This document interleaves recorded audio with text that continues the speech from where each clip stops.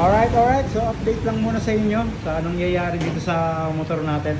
So para sa mga gustong pumaldo, nasa comment section yung ating link dyan. Click lang. So ayan pa siya.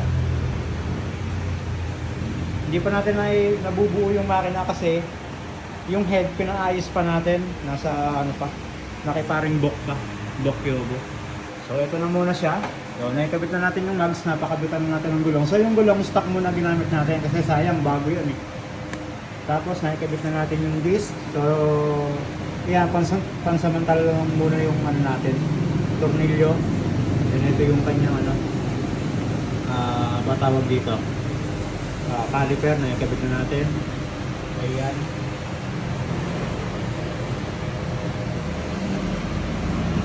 Then, sa ECU, naka-install na. Naka-install na rin yung radiator natin, matatag na yan. So yung clearance niya, yun lang.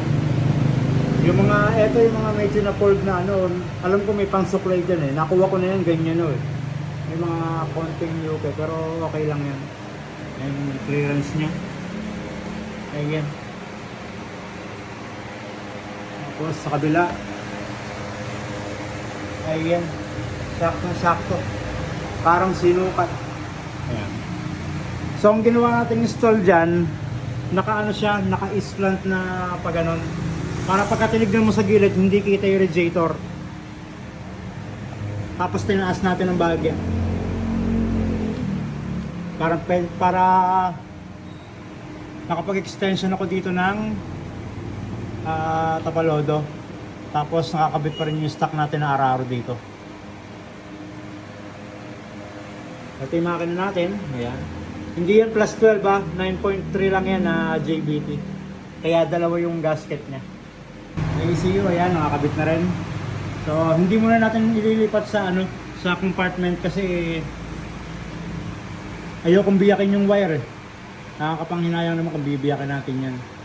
So, saka na siguro yun. So, yung pan natin, gagawin natin auto fan on. Kung naaalala nyo sa ginagawa kong video dati, naka-automatic fan on yon sa 85 degree. So, bibili tayo nung pinaka-adapter niya sa hose. Tapos may thermo switch. So, ang wiring niyan, maglalagay kayo ng relay na may flyback diode. Para kung sakali mang mag-surge yung kuryente. Kasi minsan naglalabas ng 30 volts yun eh. Ngayon, hindi na babalik dito kasi may diode siya. So, safe yung ECU natin. Kasi kadalasan sa mga MDL, yung mga ordinaryong relay lang na walang flyback diode, pagka nag-surge yung kuryente nun, minsan kasi naglalabas ng 30 volts, wala namang pupuntahan yon. So, kayang i-resist ng battery yon, pero yung ECU natin hindi. Kaya minsan nasisira yung ECU. Kaya sa mga dyan, check nyo yung mga relay nyo kung merong flyback diode. Search nyo na lang kung ano yun. So meron pa tayo isang nakapilang 232 rito. Tapusin muna natin yung 232 na to. Saka natin galawin to. Hindi naman may namadali ito eh. Yung mga nanonood lang nagmamadali eh. Alright, so eto muna sa ngayon.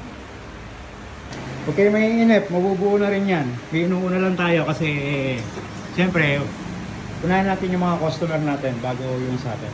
Alright. Nasaan to? Ay, kabit ko na yung shock eh. So, hugot ulit ng utang nakakalimutan to. So, sa mga gustong gumaya ng build natin, PM lang kayo sa akin or PM lang kayo kay MotoX Racing. Po-provide namin sa inyo yan.